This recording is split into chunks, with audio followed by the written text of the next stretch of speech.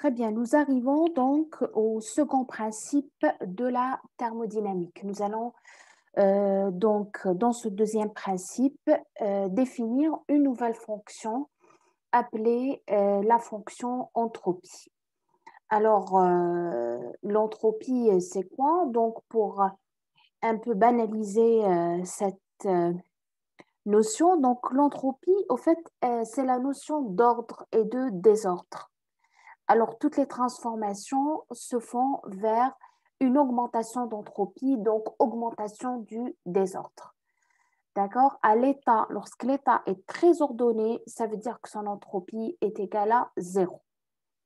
Alors, pour définir ou relier l'entropie aux notions que nous avons déjà vues, c'est-à-dire chaleur, travail, etc. Alors, je vais afficher. Très bien. Alors, pour relier donc l'entropie aux notions, enfin aux grandeurs qu'on connaît déjà, alors on définit l'entropie comme étant D de S qui est égal à D de Q réversible sur T. D'accord? Donc, c'est une différentielle totale, d'accord, qui m'a D de U, qui m'a D de H, d'accord? C'est une différentielle totale. Donc, pour connaître la variation, il faut intégrer. Donc, j'intègre maintenant donc, l'état 1, l'état 2, ou j'intègre maintenant l'état 1, l'état 2, pour avoir delta S. Donc, delta S qui est égal à S2 moins S1, c'est l'intégrale de cette grandeur. Bien sûr, on va l'intégrer par rapport à T. D'accord? Alors, lorsque T est constante, maintenant, je peux ne pas intégrer puisque T est constant, donc je n'intègre pas. Delta S, ça sera Q réversible sur T. Donc, Q réversible, c'est quoi? C'est la quantité d'énergie calorifique totale échangée dans une transformation réversible. Alors, vous allez certainement vous poser la question, c'est quoi cette nouvelle grandeur? Alors, il faut savoir que l'entropie, il est calculé par une méthode statistique. Alors, l'entropie est égale à KB, ça c'est juste pour définir, parce que cette définition ne va pas nous servir dans nos calculs, ln de gamma. D'accord? KB étant la constante KB étant la constante de Boltzmann. Donc, la constante de Boltzmann. Alors, c'est quoi cette constante de Boltzmann? KB, ce n'est autre que la constante des gaz parfaits sur le nombre d'Avogadro. D'accord? Alors, constante des gaz parfaits, ici, c'est le nombre d'Avogadro. Alors, vous allez vous dire, c'est quoi gamma? Alors, gamma, oméga plutôt, il représente ce qu'on appelle les états microscopiques. États microscopiques. C'est quoi ces états microscopiques? C'est les répartitions spatiales et énergétiques.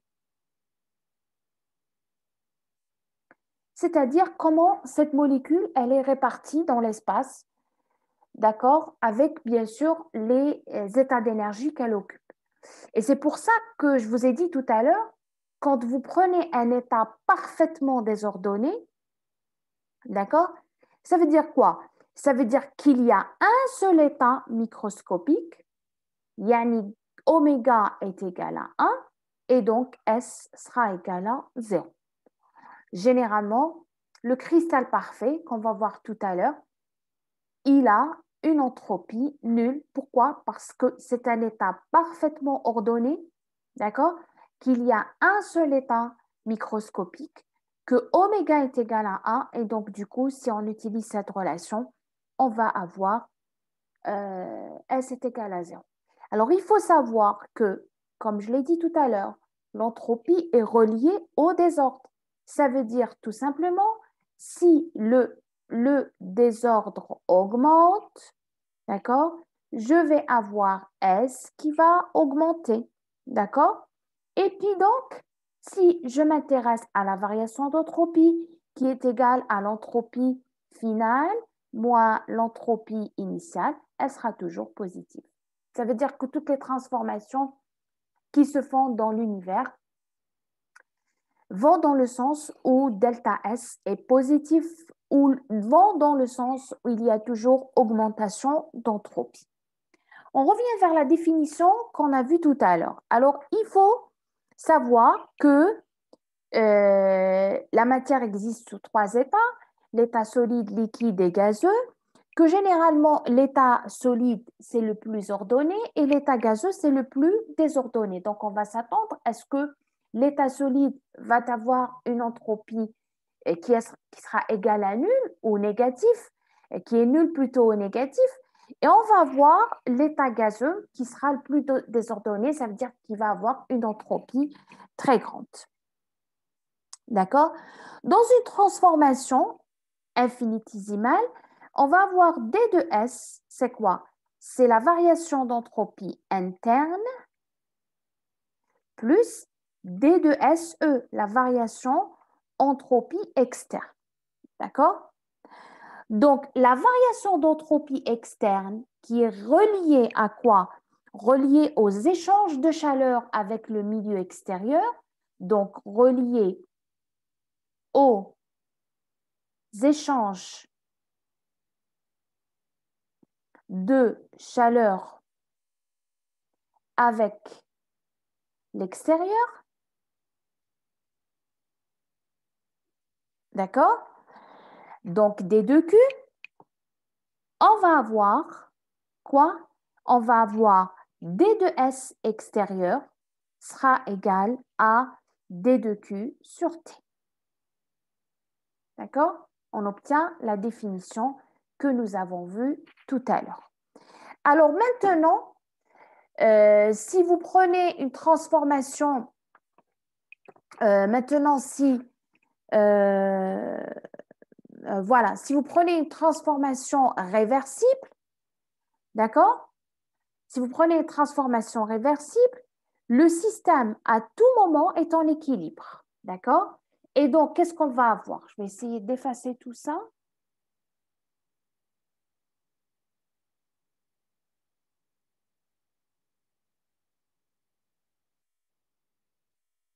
Je vais essayer d'effacer.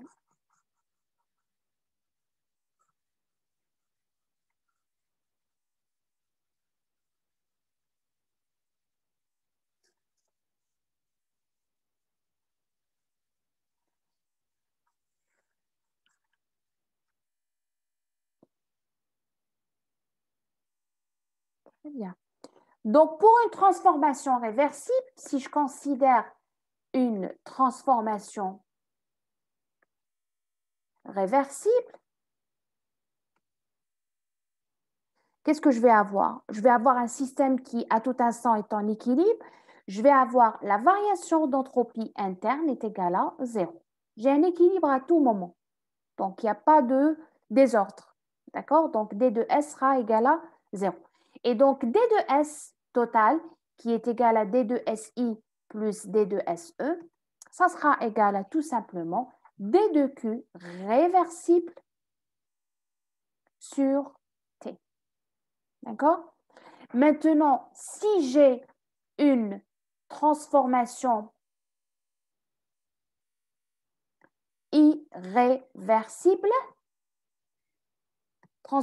irréversible, là, je n'ai pas d'outils ou de moyens pour calculer, mis à part les statistiques, et je reviens à l'équation de tout à l'heure, D de S est égal à KB ln de oméga, donc on ne va pas utiliser ça.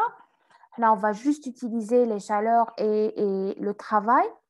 Donc, je vais avoir tout simplement D de S sera supérieur à D de Q sur T. C'est-à-dire qu'on va avoir création d'entropie et donc augmentation d'entropie. Maintenant, Donc, ça, c'est les équations que nous avons vues tout à l'heure. Donc, au final, qu'est-ce qu'on va nous utiliser pour calculer l'entropie? C'est cette relation-là, d'accord? Avec, bien sûr, lorsque vous avez, pardon, pas cette relation, donc égalité normalement, en fait, pour rectifier un peu le truc. Alors, normalement, ça, c'est pour les transformations réversibles. Donc, là, quand on va travailler avec une transformation réversible, pour nous, D de S, c'est D de Q réversible sur T. C'est-à-dire, il faut que je considère, il faut que j'ai une transformation réversible. Maintenant, pour une transformation irréversible, je vais avoir D de S sera supérieur à ce terme. C'est ce qu'on a dit tout à l'heure. Maintenant, pour le calcul, comme on l'a dit tout à l'heure, il faut intégrer entre T1 et T2, entre T1 et T2. D'accord? Maintenant, si T est constant, ça veut dire que je vais utiliser la relation directement. D de Q réversible sur T. Il est qu'un T constant. C'est ce qu'on a vu un peu plus haut. Voilà, c'est ce qu'on a vu ici. Voilà, dans cette relation, dans ces relations. Donc, nous, pour calculer l'entropie, voilà ce qu'on va utiliser comme moyen. Quand on a, il faudrait qu'on ait une transformation réversible. Maintenant, si on n'a pas de transformation réversible, la seule information qu'on peut avoir, c'est qu'on va avoir une entropie qui va augmenter et qu'elle sera supérieure au rapport chaleur sur température. Maintenant, considérons un système qui est isolé. D'accord? Un système isolé, une transformation réversible, d'accord? Et on a un système isolé, c'est-à-dire qu'on n'a pas d'échange de matière ni de chaleur. Alors, quand la transformation est réversible et que le système est isolé, qu'est-ce qu'on va avoir? On va avoir D de S sera égal à 0. D'accord? D de S sera égal à 0. D'accord? Parce que la chaleur ici est égale à 0. Pourquoi elle est égale à 0? Tout simplement parce qu'on a considéré un système qui est isolé. D'accord? Alors, pour un système isolé, si la transformation maintenant est irréversible, tout ce que je sais, c'est que delta S sera supérieur à 0. Et c'est-à-dire qu'on va arriver à la conclusion suivante, c'est-à-dire si on considère un système qui est isolé, c'est-à-dire là où on n'a pas d'échange de chaleur ni de matière avec le milieu extérieur, qu'est-ce qu'on va avoir? À chaque fois, on va avoir une augmentation d'entropie quand la transformation est irréversible. Quand la transformation est irréversible. Et donc, on peut déduire, ça c'est le second principe de la thermodynamique, toute transformation dans un système isolé est accompagnée d'une variation d'entropie positive. Et là, l'entropie peut être un critère de spontanéité, d'accord, pour les systèmes isolés. C'est-à-dire, si delta S n'est pas positif, on dit un système isolé, on dit une transformation irréversible, d'accord, mais je n'ai pas d'augmentation d'entropie, je peux dire que cette transformation, elle n'est pas spontanée. Je peux dire que cette transformation n'est pas spontanée. D'accord? Donc, on revient vers ce point ici. Donc, pour le système isolé, échange de matière et d'énergie impossible, les processus interdits, c'est-à-dire ceux qui ne sont pas spontanés, un processus interdit, c'est un processus qui n'est pas spontané. Donc, sont ceux pour lesquels la variation d'entropie est négative. D'accord? Et toute transformation dans un système isolé est accompagnée d'une variation d'entropie positive. D'accord? Alors, on prend maintenant l'univers comme un système isolé.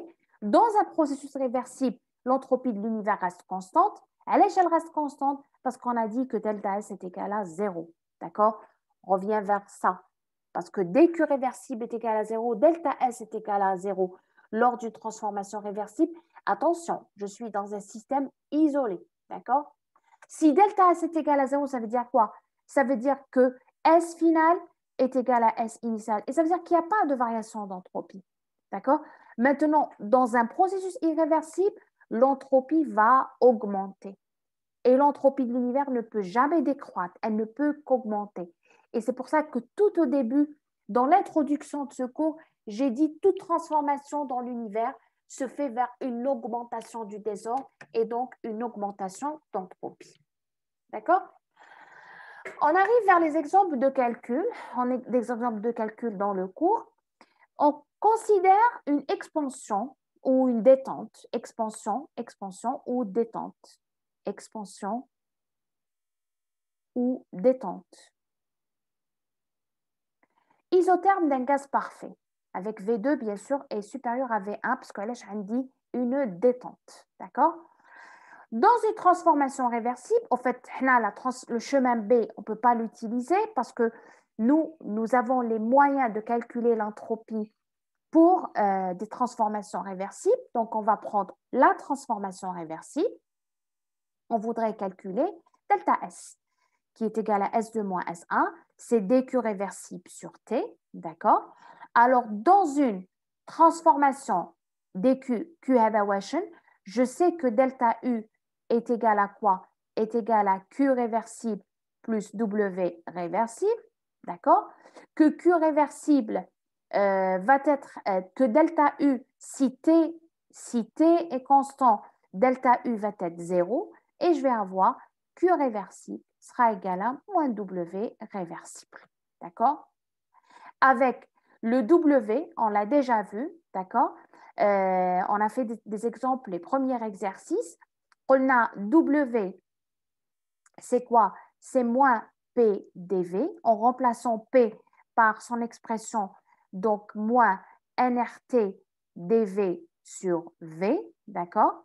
Et donc, comme Q est égal à moins W, donc Q, le signe négatif, et on va avoir directement nRT d de V sur V. Maintenant, quand je delta S, je divise par T, donc déjà, je T هنايا. Donc, n pourquoi? Parce qu'il s'agit d'une mole, donc n d'accord? Et on va avoir donc au final delta S, d'accord? Bien sûr, si je fais l'intégrale, delta S, ça sera S2 moins S1, ça sera l'intégrale من V1 هنا le V2 parce qu'on a intégré à la dV de quoi? De R parce que n est égal à 1 t تنحى parce que قسمنا Q à la T ln pardon مازال ما نحيتش dV sur V et donc ça sera R ln V2 sur V1 voilà, d'accord, j'espère que c'est clair. Donc ça, c'est pour le chemin 1, transformation réversible. Tout ce qu'on peut dire pour le cas des transformations irréversibles en ce qui concerne l'entropie, c'est qu'on va avoir delta S irréversible sera supérieur. D'accord? Sera supérieur. Maintenant, que vaut la variation d'entropie quand on a un changement d'état? D'accord? Un changement d'état. Nous avons vu les différents changements d'état, donc nous avons vu la fusion, la sublimation, la vaporisation, la liquéfaction, etc. Et on a par exemple ici un changement d'état, de l'état 1 vers l'état 2, on n'a pas défini ces états-là. Alors comme delta S est égal à dQ réversible sur T, ici la chaleur n'est autre que quoi? N'est autre que la chaleur latente de changement d'état. D'accord? Chaleur latente de changement d'état. Alors, on va dire, bien sûr, quand T est constant, parce que mettez ça, la chaleur latente de changement d'état, c'est l'énergie qu'il faut fournir à la substance. Par exemple, si on a un morceau de glace, lorsqu'il va devenir liquide. D'accord? Il y a un moment dans cette transformation, oui, vous allez avoir la glace à 0, d'accord, et le liquide à 0 degré Celsius. Et à cette température, 0 degré Celsius, c'est la température de fusion de l'eau, d'accord, parce qu'on a le changement d'état, il faut avoir la température de changement d'état. Donc, le passage, il a une énergie, سميناها LF, la chaleur latente de fusion. Alors, pour l'entropie, d'accord, pour l'entropie, on va avoir pour un changement d'état, delta S, ça sera quoi? Ça sera la chaleur latente, d'accord, sur la température, d'accord? la chaleur latente sur la température. Généralement, cette température, il y a la température de changement d'état. La température de changement d'état. Alors, il y a comme fusion, il s'agit d'une température de fusion. Il y a une vaporisation, il s'agit d'une température de vaporisation, etc. D'accord? Variation d'entropie avec la température, d'accord, mais sans changement d'état. Et en considérant là la pression constante, d'accord? On considère une pression constante sans changement d'état. On voudrait voir comment va varier l'entropie avec la température. Alors, on revient à la définition. Donc, دايما نستعمل dQ réversible sur T, d'accord? Et donc, nous avons vu que dQ, d'accord, à pression constante, c'est quoi? Ce n'est autre que D2H. Et D2H, c'est quoi? C'est NCP dt. D'accord? Et donc, si on voudrait écrire D2S, les D2Q sur T, ça sera également D2H sur T et ça sera NCP dt sur T. D'accord? Et donc, si je veux calculer delta S, je dois intégrer min T1 le T2, intégrer min T1 le T2. Et qu'est-ce que je vais avoir? Je vais avoir NCP ln de T2 sur T1. بشرط تكون CP est indépendante de la température. Rappelez-vous que la capacité calorifique à pression constante ou la capacité calorifique à volume constant, ils peuvent dépendre de la température comme ils peuvent être constants. Et puis également, ils peuvent être dans une gamme de température constants et dans une autre gamme ou un autre domaine de température, donc il y a une expression qui m'a comme la dernière fois, une expression, c'est-à-dire AT2 plus BT plus C ou n'importe quelle autre expression. Et là, on a considéré que CP est constant. D'accord? C'est pour ça que je l'ai l'intégrale. Mais sinon, le camécage constant, il aurait fallu T et j'intègre partie par partie. D'accord? Le troisième principe de la thermodynamique, un principe très simple. Que dit le troisième principe de la thermodynamique? Donc, l'entropie des corpures sous forme de cristaux est nulle à la température de 0 degré. D'accord? Alors, à 0 degré absolu, degré Kelvin, bien sûr, il existe un ordre parfait. C'est ce qu'on appelle le cristal parfait. D'accord? Et l'entropie dans cet état est égale à 0. Nous avons dit pourquoi. Parce que qui qu'on a dit un état parfaitement ordonné, le nombre d'états microscopiques est égal à 1, d'accord? Et oméga, si vous vous souvenez, oméga est égal à 1, et donc du coup, S est égal à 0, d'accord?